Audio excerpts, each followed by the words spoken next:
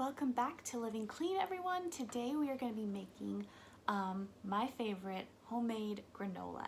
Now, I've been working on this recipe for several years, been perfecting it and tweaking it, so I hope you guys enjoy it.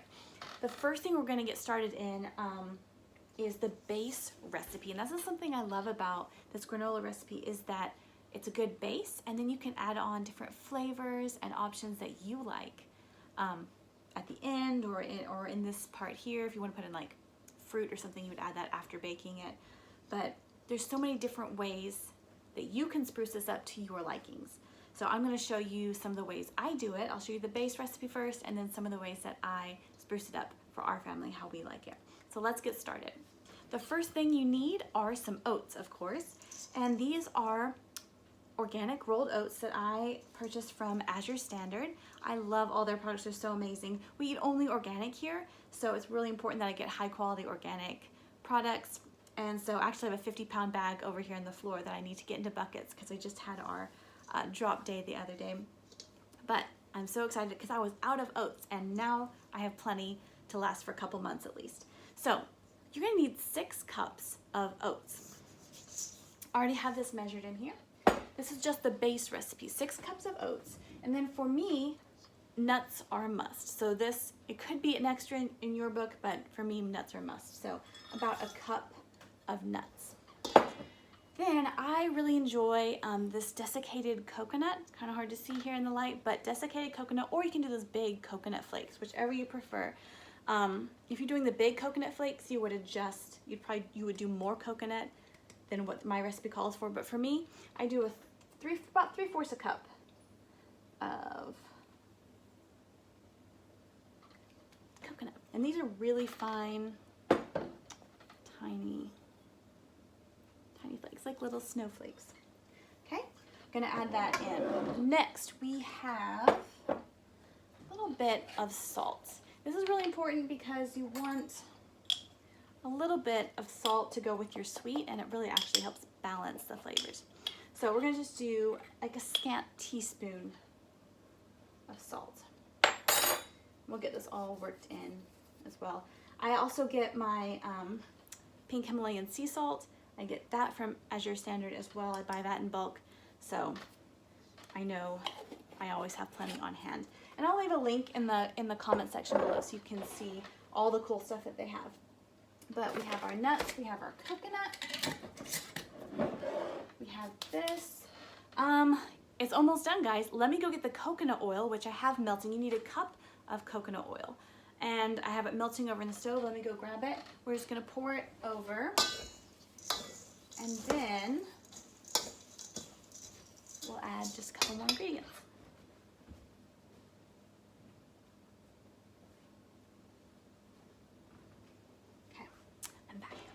Here we go, coconut oil, 1 cup of that. And I just put it right on my stove and melt it, and it melts within a couple minutes. Then this is organic maple syrup. So you also do a cup of that, equal parts coconut oil to maple syrup. And this is kind of where your creativity can come in, because if you are going to add in vanilla or almond extract, this I like to add it in with the coconut oil or the maple syrup because it just gets around better. Or if you're going to add in essential oils, you could do that too. So today I'm doing, you could do vanilla, you could do both vanilla and almond extract. Today I'm doing some almond extract. I really like that. And just pour this straight in and we'll give it a stir. Smells so good. So let's see, we've got everything in. If you wanted to add vanilla, I would add about a tablespoon of vanilla to this. Let's talk about some extras you can put in, because now is the time. One of the extras that I found to be super fun are these organic, they have regular rice puffs, Rice Crisps, that I used to use, but then I had this one. I thought, okay, I guess I'll try it because I didn't have anything else. And it actually turned out really well. This adds a nice, really crisp texture. So I would put in about 1.5 cups of the puffed rice in here, which this is just an extra, but this is something we like, either regular or this chocolate one. is fun. If you didn't want to do that, or if you did the regular puffed rice, you could easily add some cinnamon. I love the cinnamon and vanilla flavor. We do that as well sometimes. So if you did cinnamon, I would add about, let's see, about a teaspoon of cinnamon.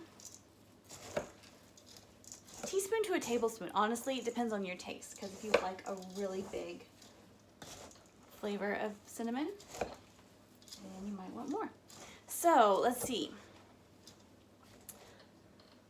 We talked about extras. You could use a tablespoon of vanilla in here. You could use about a teaspoon of almond extract. You could use a teaspoon to 3 teaspoons, which is a tablespoon of cinnamon. It just depends on your flavoring.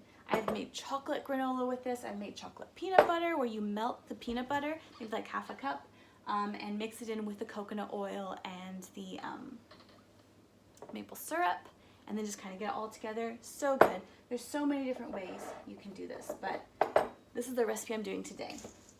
All right, so once this is really well mixed, we are just going to get it in the oven. I have the oven preheating now at 300 degrees, and you're gonna cook it for about 45 minutes in total, but you're gonna go in and kind of stir it up every 15 minutes.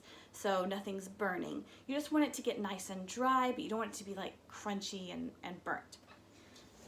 So just keep an eye on it, and within 45 minutes, you're gonna have delicious granola. I like to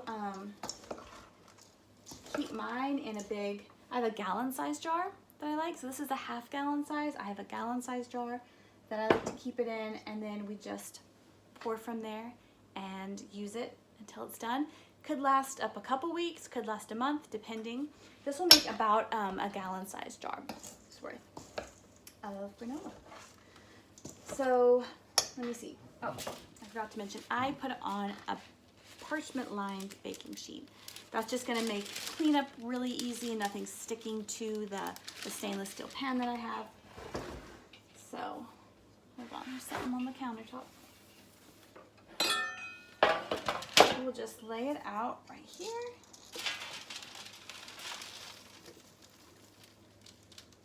And you can tell if you didn't get everything mixed in. There's a little pocket here, so we'll just kind of mix it carefully. All right, that is it. It's so easy. Just put it in the oven, set the timer for 15 minutes, kind of give it a little stir after 15 minutes, see how it's doing.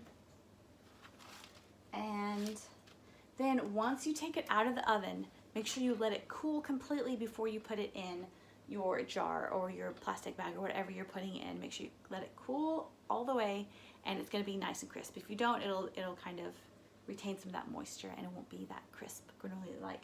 I love to put this, you can of course just put milk in there and eat it like cereal. We like to put it in our yogurt as a topping.